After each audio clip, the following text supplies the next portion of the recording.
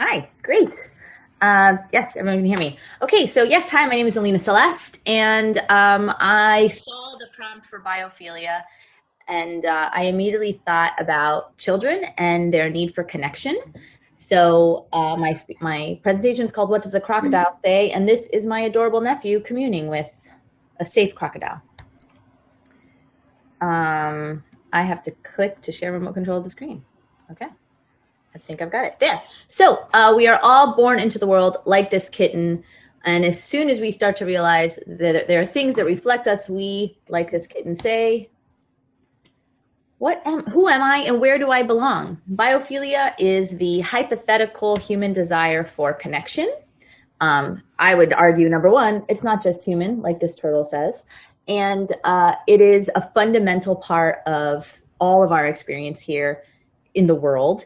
And language is one of the most basic forms of connection for us and for animals, and frankly, plants, right? You learn, my partner is the plant person in our house, and he speaks to the plants all the time. It can be distracting, but we as a species are obsessed with the natural world and animals, as these pictures demonstrate. We build them completely useless and impractical Lego houses. We treat them like our babies. We give them scarves when it's cold outside. We are always connected to the world around us and our natural world, and desire it and connection. For example, this is a house in my neighborhood in the Ukrainian village. And this person has clearly decided to spend some time during Corona building housing for squirrels. I think my favorite part about this picture is that there are 4 squirrel structures for the squirrels. And there's a squirrel in the picture not using any of them. The squirrel is like, what's happened to this poor tree? What are these strange growths? But I think that's just a great indicator of how much we as humans want to connect with the natural world and feel like we're a part of something, like that kitten. You know, we take our families to the beach and we're seeking out things like, I'm guessing all of these words are kind of what came to your mind when you looked at this picture. We're seeking this connection with the world around us, but also with each other. You know, this family isn't outward facing. They're not going like, look at the water. They're all together looking at this shell together. We're all coming together and connecting through nature. So this is one of my favorites, and graphs aren't the awesomest for PowerPoint, but I think this was a really important one. I have a chart here. These are 15 different languages in the world. And as you can see, this is a list of the 10 earliest words that children can produce in each language. I've circled in red all the examples of either what an animal says, like ba ba for a sheep or meow meow for a cat, or an animal word. It's typically animal words are one of the first words that children produce. And there's a lot of reasons for that, but I would argue one of the really big reasons is a child's desire to connect with the world around them, to identify and communicate and connect. However, I have to point out, if you see on the bottom right of the screen, I just highlighted in pink, in Sweden, the only example on this list, one of the most common first words is lamp. And I feel, as the capital of IKEA, that is incredibly appropriate. So, animals say different things in different languages. This wonderful illustrator, James Chapman, has a Tumblr where he does these illustrations of animals and what they say in any language. So like, any of you who are not currently reading this picture and trying to pronounce to yourself what these animals say, I'm amazed by your impulse control. But go ahead and take a look for 10 seconds and find out what a German frog says, or a Korean frog. I'm personally very impressed by what Danish horses say. If you check that out, that's one of my favorites. I had no idea. And Russian horses also is one of my favorites. So there are tons of these. I had to cut a bunch for this talk. I was really sad to do so. So we're all going to learn some connection and some language right now. This is an Appalachian folk song called I Had a Rooster. But as a Cuban American growing up in Miami, I could not resist translating it into Spanish. And we are all going to learn what these particular animals say in Spanish. And if I've timed this correctly, I'm going to ask those of you who are participating if you can guess what the animals were based only on their language. So the colored words are the words for you. I'm just going to sing. I think you're going to catch on pretty quickly. Tenía un gallito y nos llevamos bien. Le di a mi gallito del árbol de bayas. El gallito dice kikirikiki, kirikiki, kirikiki. Tenía un pavito y nos llevamos bien. Le di a mi pavito del árbol de bayas. El pavito glu glu y el gallito kikirikiki, kirikiki, kirikiki. Tenía un perrito y nos llevamos bien. Le di a mi perrito del árbol de bayas. El perrito guau guau, el pavito glu glu, el gallito kirikiki, kirikiki, kirikiki. Tenía un ranita y nos llevamos bien. Le di a mi ranita del árbol de bayas. El ranita croc croc, el perrito wow wow y el pavito glu glu y el gallito kikirikiki, kirikiki, kirikiki, kirikiki. So just for a quick test, because so far I do seem to be timing this well, can anybody type in the chat what they think says kikirikiki or glue glue, which is my personal favorite in this song. Wow, wow. And then we have krok krok. Oh, these are good guesses. Little chicken, little duck. So kikirikiki, it is a bird. It's a rooster. That's what roosters say in Spanish. And oh, I'm glad that you guys have been singing that song. I personally, it's one of my favorite songs. It's so weird. There are several versions of it on my YouTube channel. It's just one of the weirdest, strangest songs. Frog does say krok krok. Wow wow is a dog. And glue glue is a turkey. I know. It's one of the weirder ones. Glue glue. So in conclusion, we really seek to connect with the world around us all the time, like this little boy with these birds who are probably much more on the fence about that idea. And language and learning language is one of the many ways that we can do it. If you are a huge nerd like me, I'm assuming a lot of you are, I've provided a lot of links and I'm sure we can provide them later. If you want to do more reading on the sounds that animals make, language acquisition in young children, you know, and on and on. I did a lot of reading, so I'm going to share that reading with you if you like to read extra long articles in The Atlantic about baby babble. And this is me. My partner and I provide language acquisition tools through creativity at our shop on Etsy, gocreativeprograms.com. You can find paper art projects where you also practice Spanish vocabulary. And we also teach programs for those of you who have young children. We're teaching Zoom classes, Spanish, music, and art. That's me. Time for questions. I did it. 7 seconds left.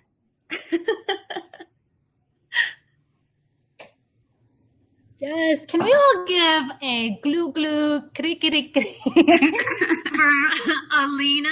Let's just go off of mute real quick. Yes. Woo-hoo. Yeah. Yeah. Thank you so much for bringing music into our natural spaces. So yeah, we're gonna take 3 questions right now. So yeah, put them into the chat and go for it, Alina. Thank you so much. Questions. 3 questions. Early childhood, I was I'm a musician and I was living in New York and I needed a day job. And so I trained with something called Music Together, which is a national organization that teaches early childhood development classes, music for early childhood development. And that was where I first started. Although I should rephrase that. After college, you could get a job as a teacher no matter your degree. So my first job was teaching music at a kindergarten with a music degree. And then I actually trained after I left that job and became a full-time musician. So that's how I got into early childhood ed. Other folks, don't be shy. I just want to say a special thank you to J.A. Ginsburg for keeping the questions going. I came to Chicago 6 months before Corona. So when people ask me how I like the city, I have a lot to say about Mariano's, and delivery pizza. And otherwise, I don't have that much to share, sadly. But I came to Chicago because my partner, mi amigo Hamlet is his stage name, lived here and has children. So it made the most sense for me to come here. Also, I play ukulele and guitar, and I'm sometimes roped into playing drums. I'm not a percussionist by any means, but I can keep a steady beat more or less. Awesome. Hi, everyone. Britt Hankins here. Thanks for the intro, Marlene. So I work at VMLY&R, which is a global creative and digital agency. And yes, so I'm an analyst, data nerd, but how does that fit into Creative Mornings? I actually do SEO, and that's search engine optimization. And I actually look at searcher data and help to fuel creative teams. And that's kind of how I fit into the creative mix. That data analysis and data storytelling is my creative thinking. So today, talking about connecting with nature with where you are. And that really has to do with being in a city and challenging us to think about how we think about nature. So a little bit more about me for all the Chicagoans here. Logan Square resident. I know there's a few little Logan Square folks here. I'd love to hang out with you, even socially distanced. Cat mom ×2. You will see more of this little black beauty here. I'm an extrovert, so therefore working from home has been pretty much an uphill battle for me, just sitting alone. And yeah, so SEO nerd. So I do search engine optimization, like I said, and let's dive in. So we're going to talk about rethinking, connecting with nature. Your expectation is, oh my goodness, like we have to go to the top of the mountain and really connect with, whatever it is out there. But the reality is that you actually live in Chicago, you live in the Midwest, it's winter for 9 months out of the year. And if you know, you got to claim your spot with the lawn chairs. So how do you really connect with nature when this is your reality? Started diving into what does nature actually mean, and Wikipedia tells me that it's really connecting with the physical world or just life in general. So looking at this, I'm like, so it's kind of like anything, thinking of the theme biophilia, like, okay, so just connect with something. It's kind of what I started realizing as I started diving into this topic. So really, I want everyone to think about what can nature be for you where you are. It can be your neighborhood, the plants you have. We're going to learn more about plants with Ozzy, the pets, and even coworkers virtually, or maybe that you've seen remotely, socially distanced. Anything you have right where you are, you can connect with nature. So we're going to get into tips on how to rethink and connect with nature. So add plants to your setting. Ozzy's going to tell you more about that, but this can be anywhere from actually having literal plants, or what I like to do is actually get flowers from the grocery store because I'm a notorious plant killer, and just swap those out every couple weeks. It's really cheap. You can have fun rearranging them from however you get them from the grocery store, and they are supposed to die, but yet you still have something living and kind of breathing with you, so it feels a little bit better. Also, we want to talk about getting fresh air. I think everyone knows how great the breathing exercise was earlier. So how can you do that when it's winter and cold and you're in Chicago? Hopefully everyone has a window. You can just open that up and get some fresh air.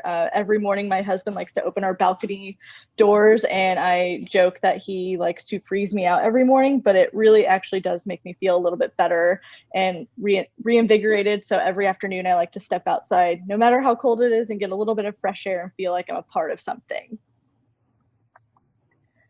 This one should not be new news to anyone, but take a walk around the block. It's so hard, really is. I like to save little, tasks like go getting the mail, or, oh, I should get everything at the grocery store at once, but I'll save some of those tasks to have throughout the week. So it forces me out of my house, especially as it's getting darker sooner, getting colder.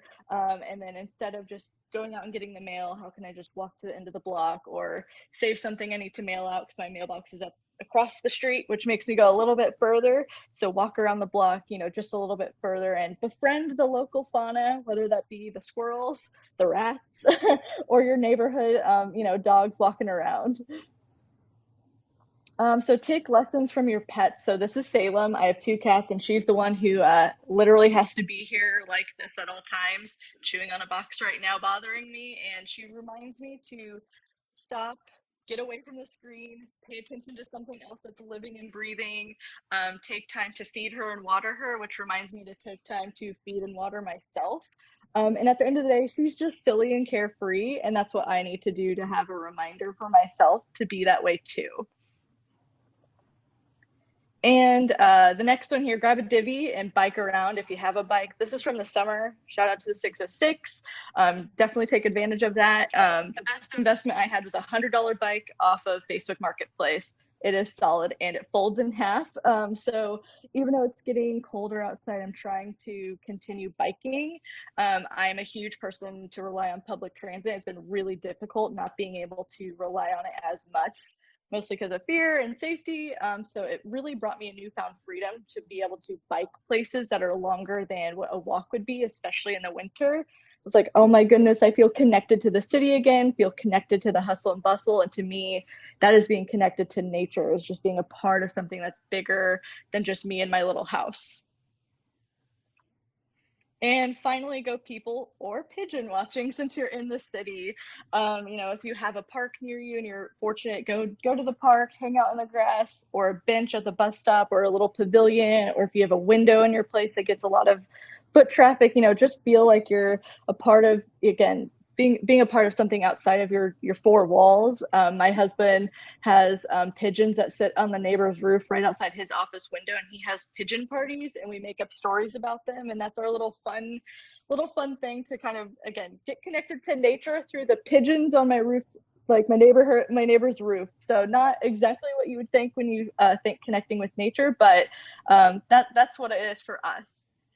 So all in all, nature is not a place to visit. It is home. It is right where you are. It is right where you make of it, whatever you make of it. And it's not having to go out and go hiking on top of a mountain, although that is awesome, but you can do it wherever you are today.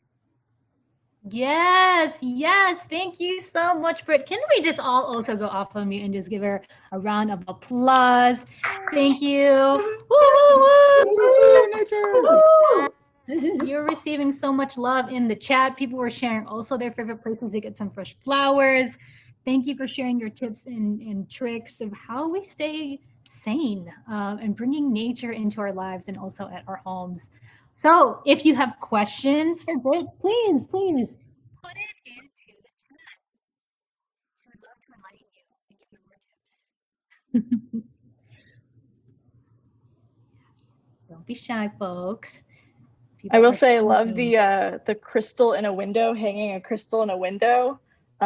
Whoever put that in the chat, I love that. I have a little shelf right over here with some little crystals and a tiny cactus, because that's about all I can keep alive without my husband. So I love that idea.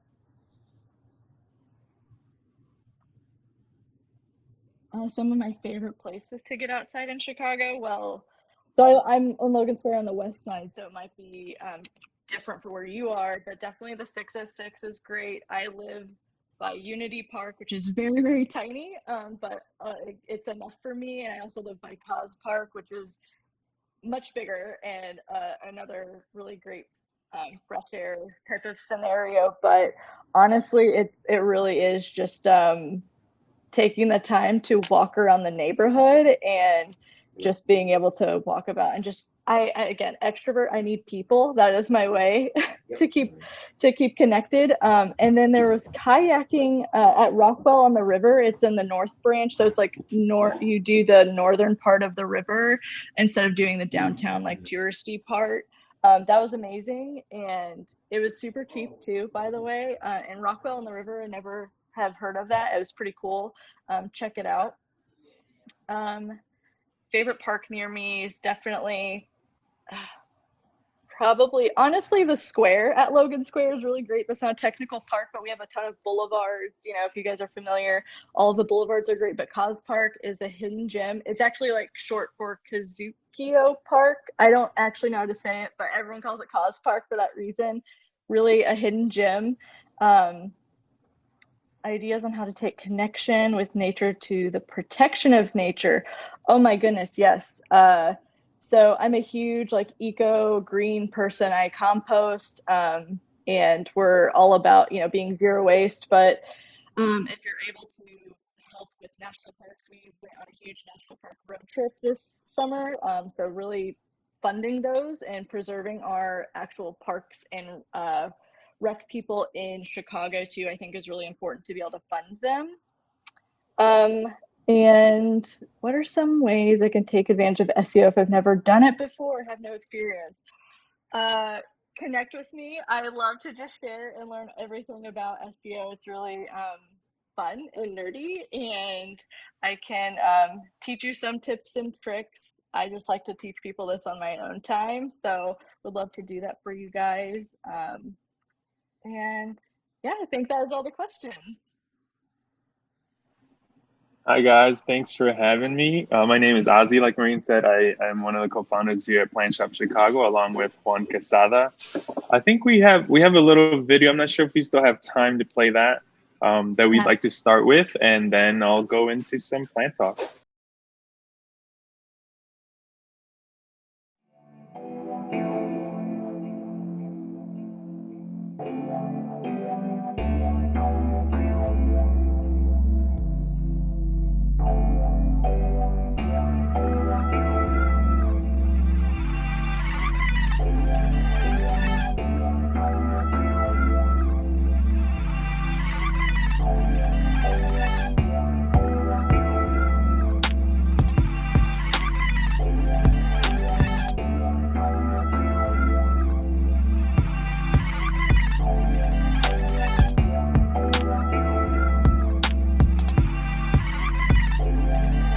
My name is Juan Quesada, and I'm one of the co-founders of Plant Shop Chicago.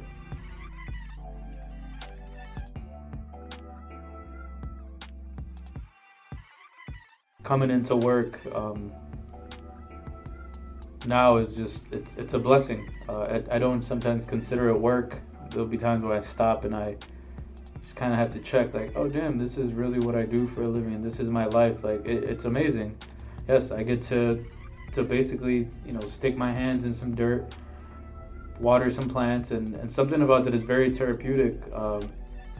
It just makes me feel very human.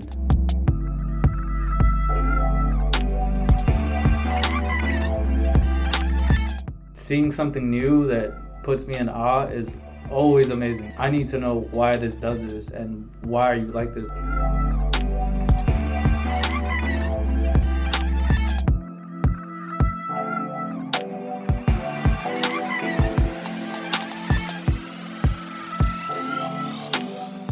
My name is Ozzy Gomez, and I'm one of the co-founders of Plant Shop Chicago in Chicago, Illinois. You know, a lot of the times, like, Juan and I will be at a greenhouse and kind of just without words, just almost ask, like, is that what we think it is? Is it really just sitting there? Do they not know what it is? Did we really just find this? You know, there's a few plants we have in our store that are like priceless just based on those stories. You know, we've gone to Texas and came back with like something we're gonna keep just for ourselves and just watch it grow, I think.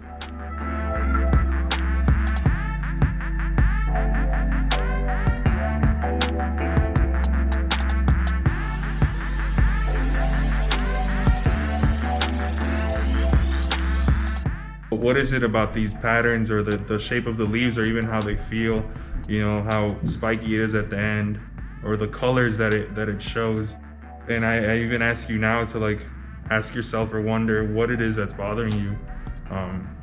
And I feel like every time I have a hard time picking back up on that, what it was that was stressing me out.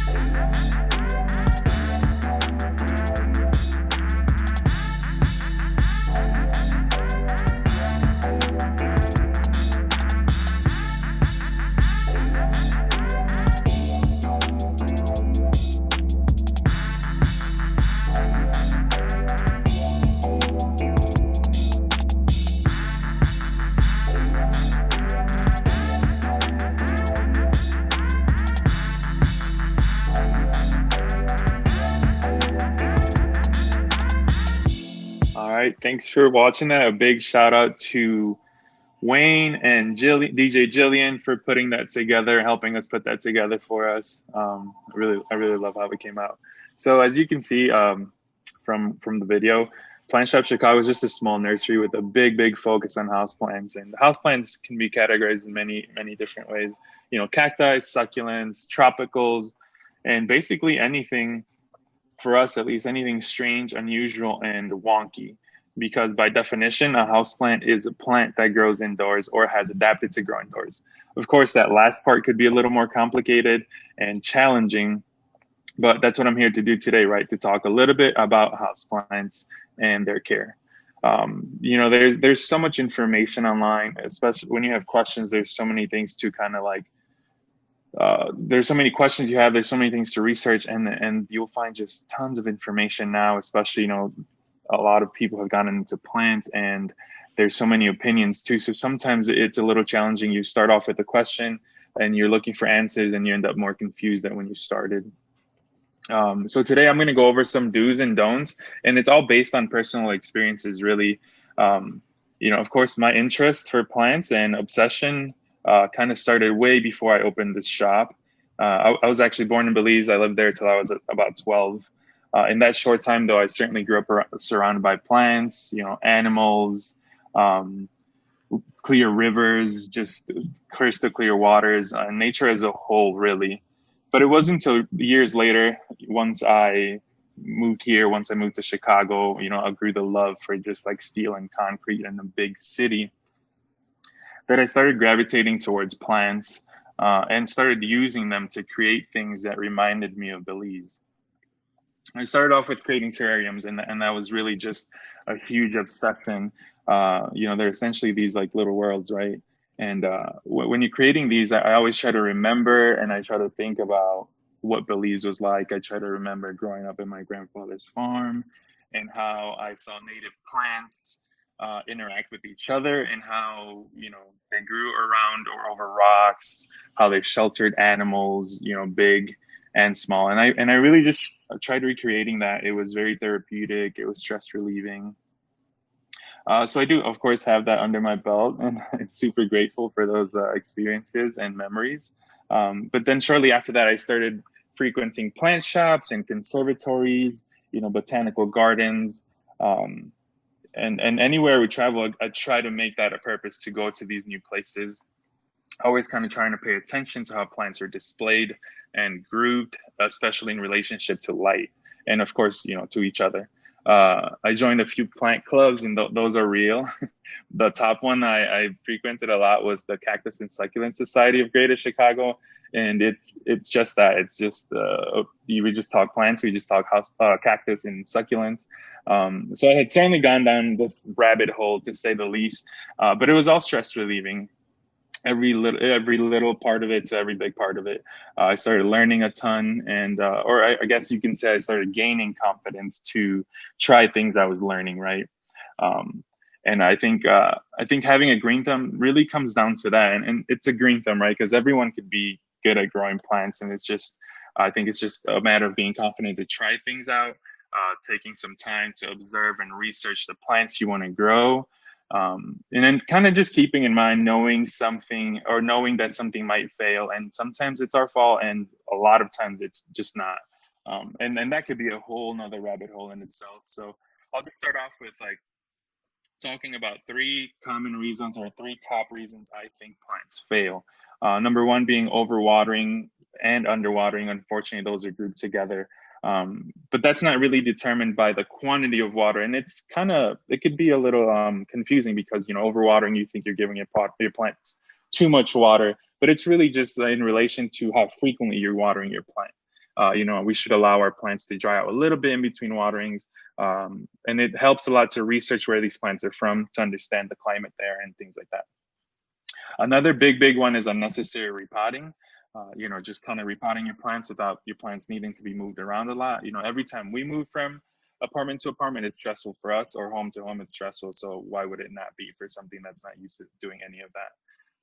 And then placing your plants in the wrong spot, you know, so there aren't any easy or hard plants. I think they're just the right plant for you, or the right plant for your space, or the wrong plant for your space. And it kind of just comes down to that. Now, those do's and don'ts that I was talking about, when you're plant shopping, some of the do's you should be doing is looking for new growth in plants. That just gives you a sign that the plant is healthy, it's thriving, nothing's wrong with it.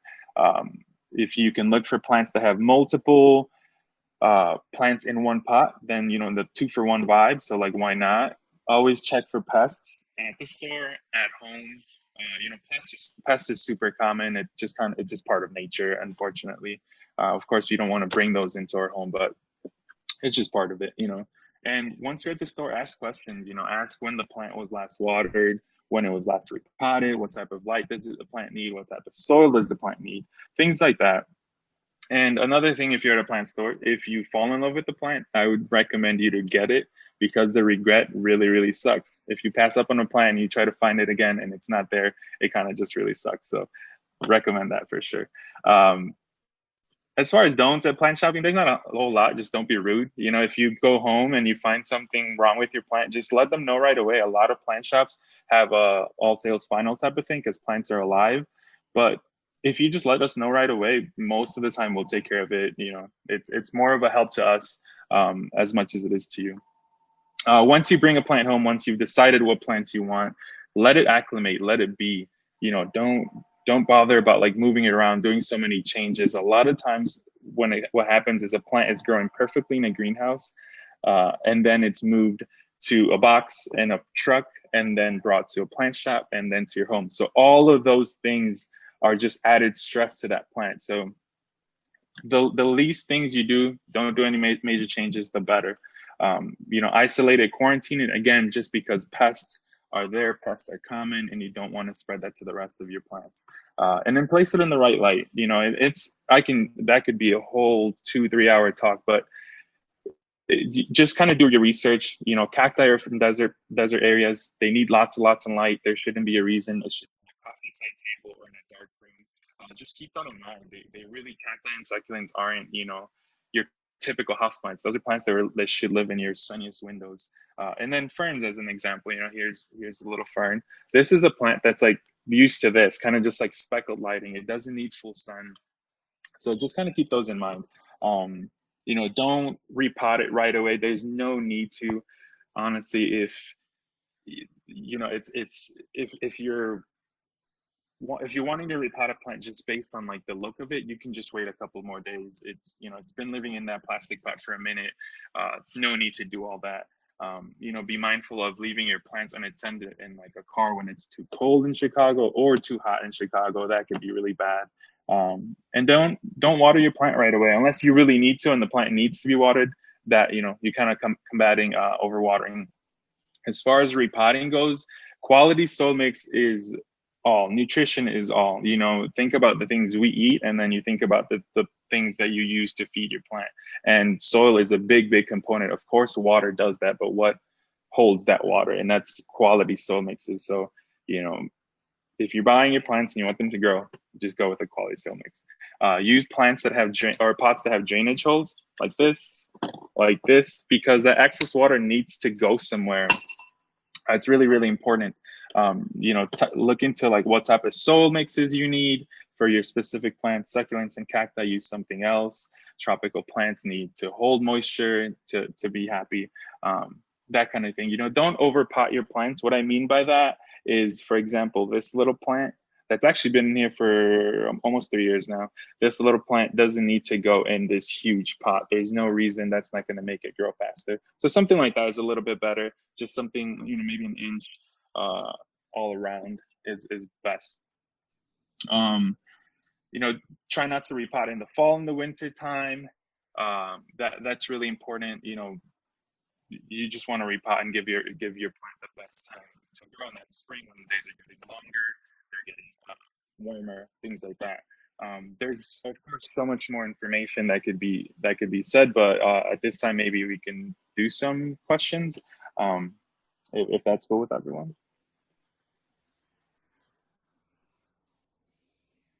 Before we do, can we just give Ozzy a huge round of applause? Like, Again, get off of mute. Like, and then just golf claps. Like, come on, like, make some noise, people. Yes. Woo. Yes. And yeah, you definitely have some. You have a question already into the chat. Go for it. Sure, sure. All right,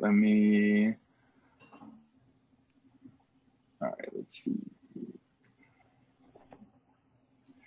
Why are pots ever made without? Yeah, I don't know. That's a question I always ask myself. If you ever find a pot or you already have a pot that doesn't have a drainage hole, don't feel like you need to repot this plant in here. Just use it as a placeholder. Just place your plant in here. When it needs water, take it out, water it there. When you're watering your plants, just check the soil versus setting a schedule. Maybe set schedules to check the soil versus when to give it water. Every day is a little bit different. Right now it's sunny. Tomorrow might be gloomy. But yeah, you can just do this for pots that don't have a drainage hole. Let's see.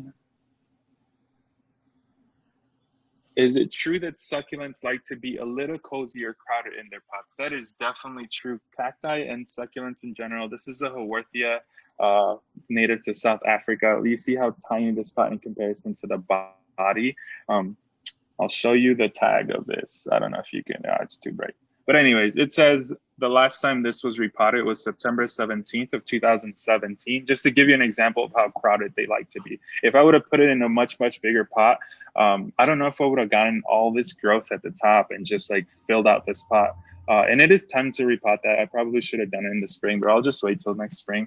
But they do like being kind of crowded. They don't need a whole lot of room for the root systems, and the smaller the pot is, the less soil it holds, and the less soil it dries out much faster, which is very, very common in desert, arid areas.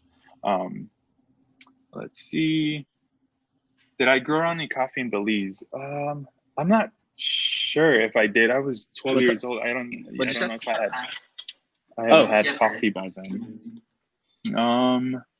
Yeah, that's 3 questions. I don't want to take up more time, but if you guys do have any questions, I'm more than happy to like help you guys out. Just give us a call or send us a DM just at Plant Shop Chicago, and we can talk plants for hours at a time, really. Yay! All right, Ozzy. Woo woo! Folks, let's make some noise again. Thank you so much.